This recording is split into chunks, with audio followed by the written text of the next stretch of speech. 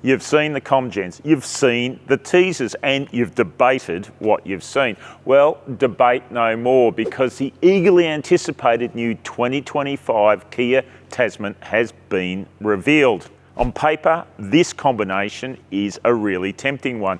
Impressive payload, impressive towing capability, and Kia is one of the globe's hottest manufacturers right now, producing a string of impressive vehicles. And the ute segment, well, it's one of Australia's biggest, and an ambitious, capable and talented new manufacturer coming into the segment is just what it needs.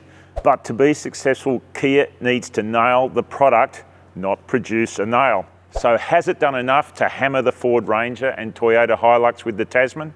Here's 5 things you need to know. So for this global reveal of Kia's first ute, we're not getting detailed model lineups and pricing. That will come much closer to mid-25 when the Tasman goes on sale in Australia. But there's still plenty left for us to pore over, starting with the exterior styling. As a newcomer to the ute segment, Kia wanted to be bold and different with the Tasman. It wanted to stand out from the crowd. Literally, as it drove down the street, it wanted people to turn their heads and look at it. Well, they've succeeded in that objective, but I'm not sure if they've done it in a good way. Certainly traditional ute buyers might struggle with this presentation. I think some problems here, or some issues, are going to be the separation of the headlight array and the grille. People are going to struggle with that, and also this bulky side fender. It's going to take some getting used to. There's no denying Kia has produced a vehicle that will stand out, but it's not what I'd call conventionally handsome. We want to know what you think. Have Kia's designers created something appealing? Have your say in the comments below. The striking optics are enhanced by the Tasman's size. It's big. At 5.4 metres long, the Korean pickup outsizes all its rivals, including the Ford Ranger. It's got a huge tray back here that can carry well over a tonne, or just below if you're buying on a novated lease. And if you're setting off around Australia on that epic trip, the Tasman is rated to tow 3,500 kilos braked. We just don't know the gross combined mass at this stage, so we can calculate the payload you've got left, but Kia says it will be substantial. The overall length of the Tasman pays off in the cabin as well. There's plenty of room in the back seat, and Kia's making all sorts of claims about class-leading measurements. But I'm up in the front seat because I want to show you how modern and sophisticated this presentation is. I mean, check out the 3-part infotainment display. I could have just stepped out of a Kia EV5 electric SUV. If you've just stepped out of a Toyota HiLux or an Isuzu D-Max, then you're in a completely different world. There are other nice touches too, like check out this unfolding tabletop in the center console. And a lot of the materials are recycled as well, including the seat covers. Got to say, at this moment, the interior is the most impressive part of this car. Well, we can't go driving, but we can tell you how the Tasman goes, stops and turns, if not how well it does so.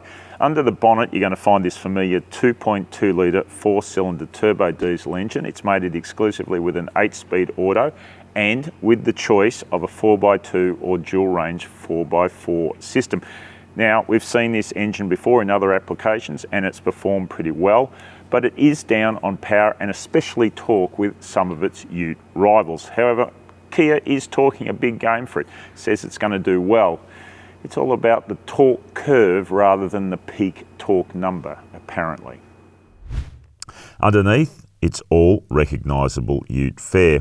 A ladder frame, double wishbones up front and 3 leaf springs at the back allied with a rigid axle. This all bodes well for carrying a load or going off-road.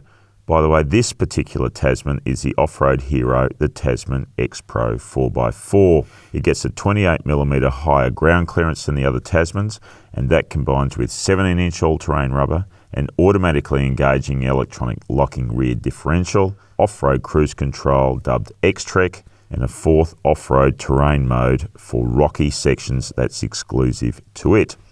Normally at this stage I'd jump in the driver's seat of the Tasman, take it for a spin and deliver a verdict, but that's not happening this time, obviously. but I have had a good chat to the team that's responsible for tuning Kias for local consumption, and they've been involved in this program earlier than ever before, like at the conception stage. That's how important Tasman is for Australia and Australia is for Tasman. This small team has been responsible for doing some great tuning work on Kias for more than a decade now, and they're positively frothing about how good this vehicle is to drive on-road and especially off-road. They're incredibly bullish about how Tasman will go in a straight fight against Ranger. That's good news because the more utes that drive like the Ranger on Aussie roads is a very good thing. But the problem for Kia is going to be getting potential buyers past the divisive looks of the Tasman and into the driver's seat, because like a hammer hitting a nail, those looks are going to have an impact.